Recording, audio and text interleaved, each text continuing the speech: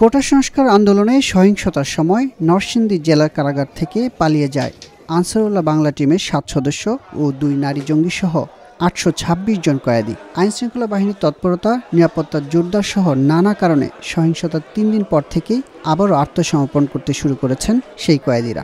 সাধারণ ডেসপোরা ওনারা এসে আমাদের লকআপ খুলে দিয়েছে। আমরা তো অবাক, কি হয়েছে আমরা কিছু বলার আগেই অনেক আসামি তো ছিল যারা পালানোর জন্য চেষ্টা করে, অনেক ছিল এরকম সাজাপ্রাপ্ত। তা আমাদের মতো যারা নর্মাল ছিল তারা তো অবাক হওয়ার মতো অবস্থা কী হয়েছে। তখন আমি ওই ঘটনা হচ্ছে 4টার দিকে, তখন আমি 6টা 20-এ বাইর হয়েছি। এতক্ষণ পর্যন্ত ছিলাম এটার ভিতরে, আর থাকার অবস্থা নাই, কারণ চারিদিকে শুধু আগুন, প্রত্যেকটা ওয়ার্ডে আগুন লাগাই দেওয়া হয়েছে। সোমবার, মঙ্গলবার, বুধবার নিজ নিজ আইনজীবীর মাধ্যমে আত্মসমর্পণ করেন তারা। 3 দিন মিলিয়ে পালিয়ে যাওয়া কয়েদিদের মধ্যে আত্মসমর্পণ করেছেন 2 শতাধিক। ওরা ভিতরে গিয়া তালা ভাঙছে, আমাদেরকে বের করে দিচ্ছে, জানবাজে তাহলে এখান থেকে চলে যাও। আমরা বের হয়ে দেখি যে গেট ভাঙা, সবাই কেউ নাই, পুলিশের দেখা কেউ নাই, এই জন্য আমরা ভয়ে চলে গেছি। আত্মসমর্পণ করতে আসা কয়েদিরা জানান, গত 19 জুলাই শুক্রবার বিকেলে জেলখানার ভেতর থেকে বোঝা যাচ্ছিল না বাইরে কি হচ্ছে। এক পর্যায়ে দেখা যায় হামলাকারীরা কারাগারের ভিতরে ঢুকে সবাইকে বের হয়ে যেতে বলছেন। অনেকে বের হয়ে যেতে না চাইলে পেটানো শুরু হয়। এছাড়া কারাগারের বিভিন্ন কক্ষ পুড়িয়ে দেওয়ায় জীবন রক্ষায় পালিয়ে যান তারা। আমরা বাড়িতে ইচ্ছা না, আমাদেরকে বাইর করে তারপরে তারা আমাদেরকে বাইর করে দিছে। আমরা বাড়িতে ইচ্ছা না স্যার, আমাদেরকে ইচ্ছা করে তাদের ঠেঙ্গ বাইরে পরে বার করে দিছে। ভিতরে গেছে তালা ভেঙে পরে যাওয়ার পরে বলতেছে তোমরা সবাই বাইরে বেরো। পরে আমি বলছি না আমরা যাবো না, যাইতে হবে। পরে আমাদেরকে মারধর করছে, আমরা পরে বের হয়ে গেছি। ভিতরে যাই আগুন লাগাই দিচ্ছে। বাইরে দাঁড়াইছিলাম, পরে গেট যে সময় ভাঙছে আমরা সব পলাইছি, না জানি আঙ্গুরও মারে, আমরা পিছিয়ে গেছি, পলাই গেছি। পরে এরা গেট ভেঙে ঢুকছে, ঢুকে পরে করতেছে যে আপনারা সব এটা থেকে বাইরন। তো ওখানে সবাই দৌড় পেরে বাইরে যেতেছে, তো আমি একলা করে আমরা খারে কি করুন, পরে আমরাও বাইরে করছি।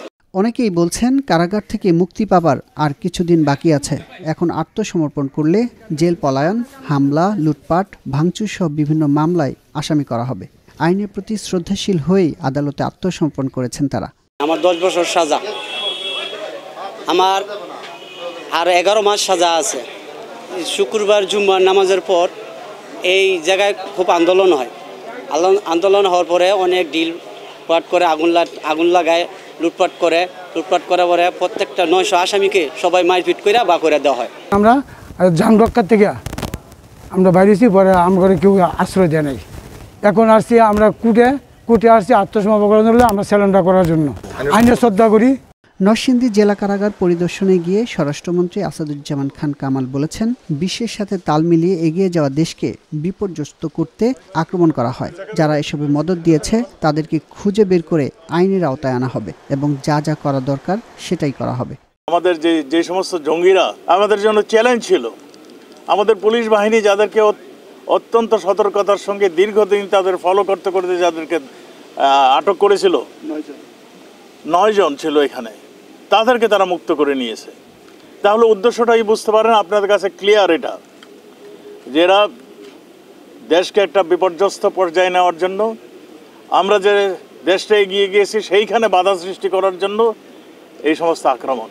কারাগারে হামলা ও কারাবন্দীদের পালানোর ঘটনায় নরসিংদী কারাগারের জেল সুপার আবুল কালাম আজাদ ও জেলার কামরুল ইসলামকে মঙ্গলবার সাময়িকভাবে বরখাস্ত করা হয়েছে। জেলা প্রশাসক বদিউল আলম জানিয়েছেন, পালিয়ে যাওয়া বন্দীদের আত্মসমর্পণের জন্য এলাকায় মাইকিং করা হচ্ছে। ধারণা করা হচ্ছে বেশিরভাগ বন্দী স্বেচ্ছায় আত্মসমর্পণ করবেন।